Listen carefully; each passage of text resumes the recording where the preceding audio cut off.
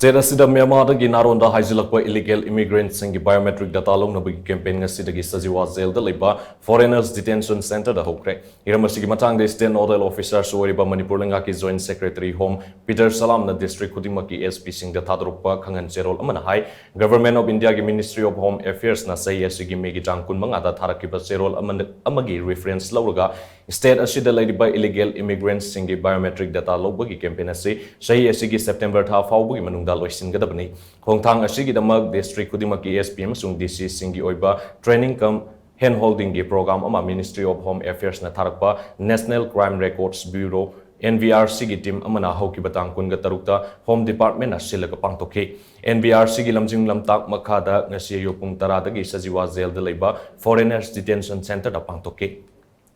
campaign asi Manipur gi leiba atai district sing da sumakata na sathagani madugi damang SP amasung DC kudimak na atubada thabak hautuna apiba matam gi manungda campaign asi loisin gadabani district sing gi officials sing na training cum hand holding gi matang da makhata na khangning ba leirabadi Foreigners Detention Centre da pangtokliba biometric lobagi thabak asi laklaga yengba yagani haina Peter Salam gi khangan cherol asina makhata rakli